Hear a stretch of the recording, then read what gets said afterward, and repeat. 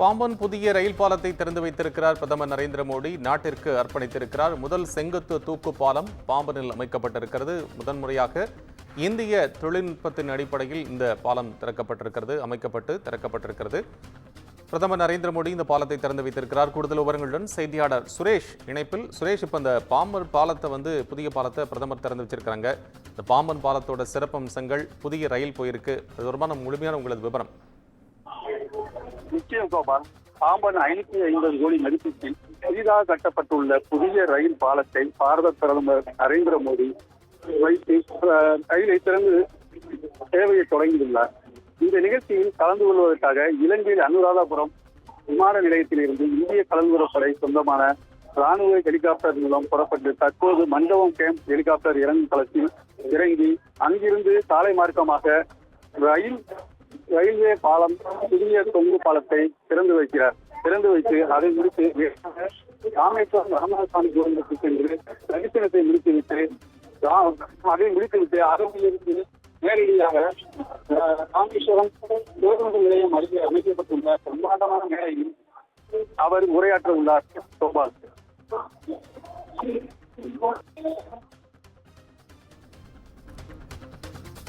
நன்றி சுரேஷ், விவரங்களுக்கு.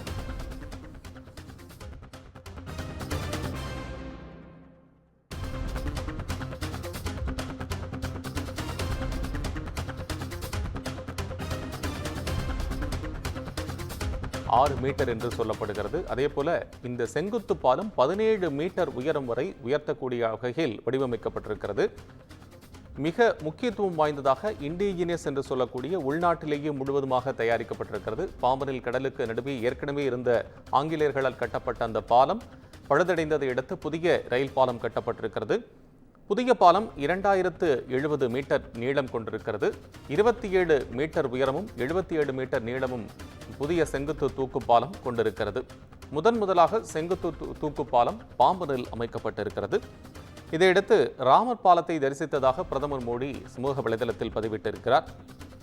கூடுதலான விவரங்களுடன் நமது செய்தியாளர் அருண் இணைப்பில். அருண், அந்த பாலம் திறந்து வைக்கப்பட்டது தொடர்பான உங்களது விவரம்.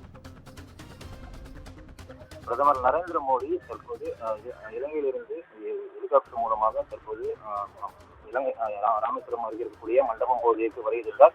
அங்கு இருந்து சாலை மார்க்கமாக தற்போது ராமேஸ்வரம் தூக்கு பாலம் அருகே இருக்கக்கூடிய சாலை பாலத்தில் தற்போது அங்கிருந்து சரியாக 12:45 மணி அளவில் தற்போது இந்த பாலத்தை தொடங்கி இருக்கிறார்.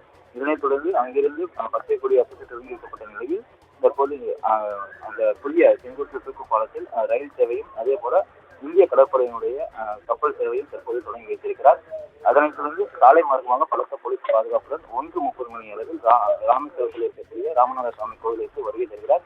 அங்கு சிறப்பு பூஜை செய்யப்பட்டு அவர் மீண்டும் தமிழ்நாட்டிற்கு 8,300 கோடி ரூபாய் மதிப்புள்ள பல்வேறு ரயில் மற்றும் சாலை திட்டங்களுக்கான அடிக்கல் நாட்டுகிறார். ஆலய மைதானம் என்று சொல்லக்கூடிய அந்த பகுதிக்கு தற்போது அவர் சென்று அங்கு பொதுமக்களிடம் உரையாற்றுகிறார்.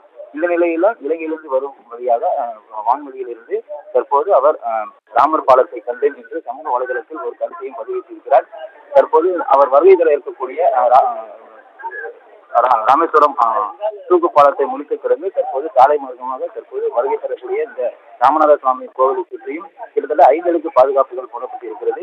ஏராளமான பொதுமக்கள் கட்டுப்பாடுகளுடன் தற்போது அவர் பார்வையிட அனுமதியானது மறுக்கப்பட்ட நிலையில் ஏராளமான போலீசார் குவிக்கப்பட்டு தொடர்ச்சியாக அவர் சாமி தரிசனம் செய்ய இருக்கிறார். கிழக்கு கோபுரம் வழியாக ராமநாத சுவாமி கோவிலுக்கு அவர் வருகை தர இருக்கிறார்.